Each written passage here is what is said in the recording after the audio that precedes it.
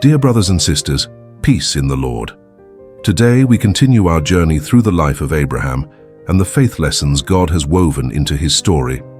What we're about to read is both a warning and a wonder, a story of judgment, mercy, and the staggering power of intercessory prayer.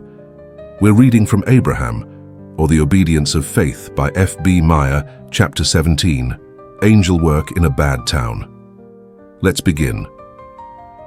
Lot wasn't ready, not when the warning came, not when the angels knocked on his door, not even when the sky was starting to brighten over the city's edge. And yet, he was saved. Why? That's the story we're stepping into today. Picture the Dead Sea today. It lies low, some 1,300 feet below sea level. Lifeless. Still.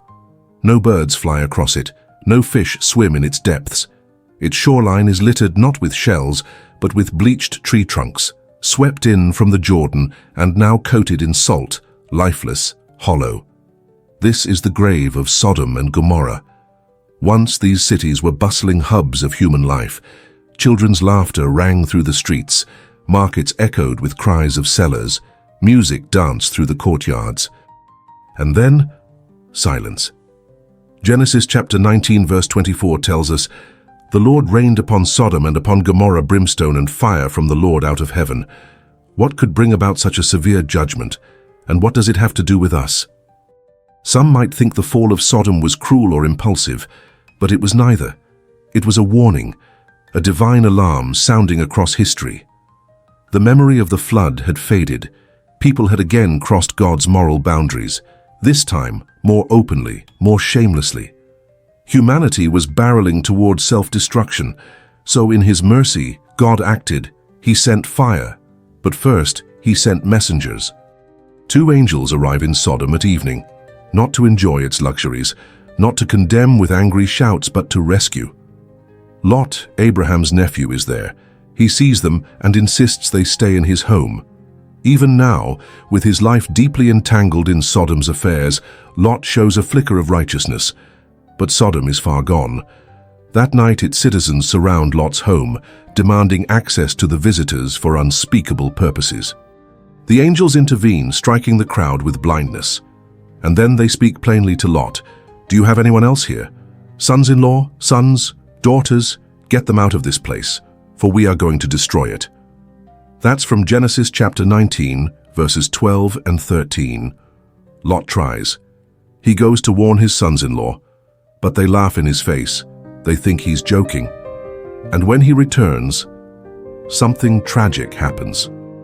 Genesis chapter 19 verse 16 says this, "And while he lingered, the men laid hold upon his hand, and upon the hand of his wife, and upon the hand of his 2 daughters, the Lord being merciful unto him, and they brought him forth, and set him without the city."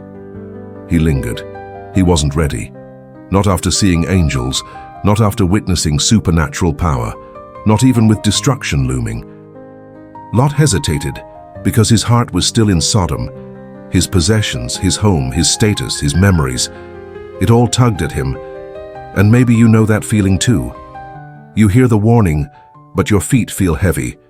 You know the truth, but the comforts of this world are hard to leave behind. And this is where the story hits hardest and shines brightest. Lot didn't run. He didn't shout, "Let's get out of here." He wasn't the hero of his own rescue. He was pulled out, literally, hand in hand, yanked from danger by angels who refused to let him stay. Why? Genesis chapter 19 verse 29 gives us the answer.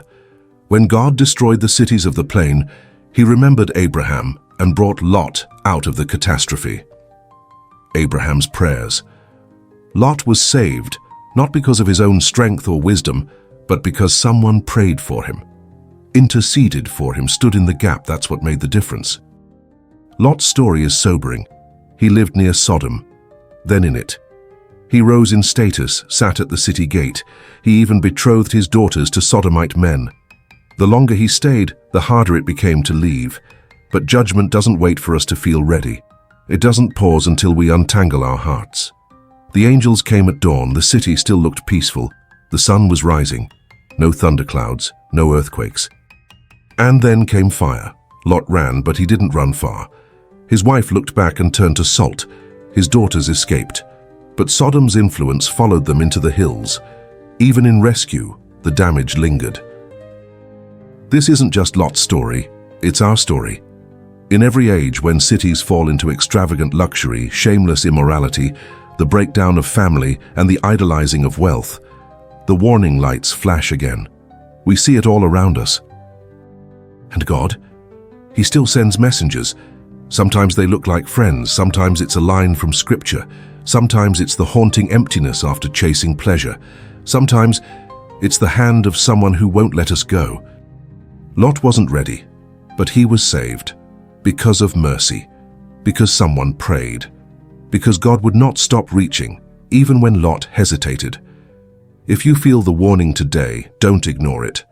If someone you love is living in their own version of Sodom, pray. Keep praying. The angels are still being sent. God still pulls people from the fire. And if you're the one lingering, let him take your hand. Don't look back. Don't delay. Now is the accepted time. Now is the day of salvation. That's 2 Corinthians chapter 6, verse 2. Today's reading came from Abraham, or The Obedience of Faith by F.B. Meyer. Chapter 17, Angel Work in a Bad Town. If this message stirred your heart, we invite you to continue reading with us, one chapter a day, walking step by step through Abraham's story of faith, obedience, and divine mercy. Subscribe to our channel, and don't forget to turn on the notification bell so you don't miss tomorrow's reading. Share this with someone who might need it today.